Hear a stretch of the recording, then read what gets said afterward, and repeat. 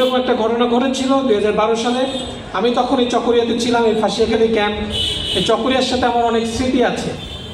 এই ফাঁসিয়াখালী 60 এখানে যখন এই যে বিগ ক্যাম্পটা আছে, আমি এখানে প্রায় 2-2.5 বছর চাকরি করেছি। আমি যখন ক্যাপ্টেন ছিলাম তখন এখানে চাকরি করেছি। সো এই চকরিয়ার সাথে আমার অনেক স্মৃতি। তখন প্রেক্ষাপটটা ডিফারেন্ট ছিল, তখন রামু সেনানিবাস হয় নাই। সো আমি আপনাদের সাথে অনেক আগে থেকেই আমার রুট এখানে, অনেক স্মৃতি এখানে আছে। সো হয়তোবা তখন আর্মির তো এই সবার সাথে এই করার কাজ ছিল না, বাট রামুতে যে ঘটনাটা ঘটেছিল সেই ঘটনার সাথে আমি, এবং সেখানে এই ঘটনা প্রতিহত করার জন্য আমি অ্যাক্টিভলি অপারেশন করেছি। সেই যে যারা যে দুষ্কৃতিকারীরা আছে, যারা মন্দিরে হামলা করেছিল, তাদেরকে প্রতিহত করার জন্য রাত 2:30 বা 3টার দিকে আমার মনে পড়ে যে আমরা এখান থেকে এই নিয়ে আমরা গিয়েছিলাম। সো যেটা বললাম যে গুজবে কান দেওয়া যাবে না, এই ব্যাপারে আমাদের সকলকে সজাগ থাকতে হবে এবং গুজবকে প্রতিহত করতে হবে। কিছু কিছু স্বার্থান্বেষী মহল আছে, এই গুজবকে বেস করে অনেক ধরনের নাশকতার পরিকল্পনা করতে পারে। আমাদের কাছে সুনির্দিষ্ট কোনো তথ্য নাই, বাট যারা দুষ্ট প্রকৃতির লোক, যারা খারাপ, যারা চায় বাংলাদেশের ভালো চায় না, তারা অবশ্যই পথ পেতে বসে থাকতে পারে। তারা এই ধরনের কার্যক্রম পরিচালনা করার জন্য সবসময় সচেষ্ট থাকবে। বাট আমরা যদি সবাই এক থাকি, আমাদের উদ্দেশ্য যদি সফল থাকে, তাদের এই অসৎ উদ্দেশ্য কোনোভাবেই সফলকাম হবে না।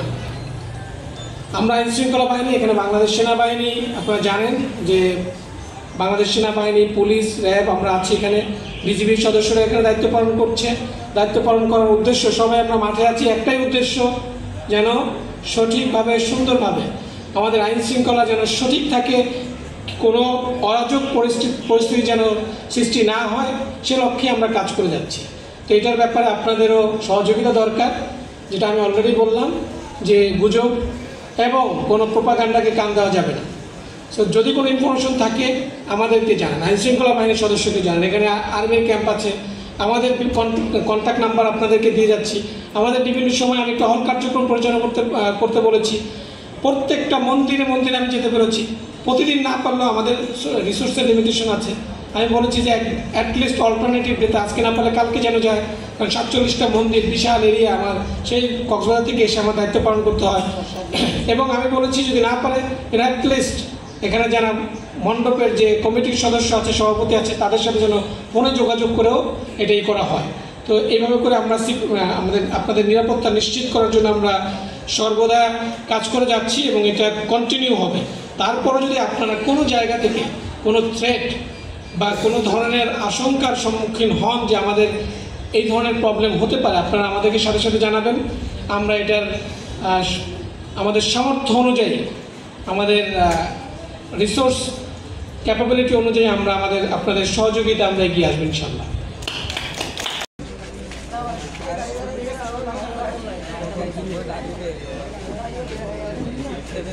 চকরিয়ার স্বার্থে, আমাদের সাধারণ মানুষের স্বার্থে, সবাই যেন আমরা শান্তিতে থাকতে পারি, সেই স্বার্থে আপনারা আমাদেরকে ইনফরমেশন দেবেন।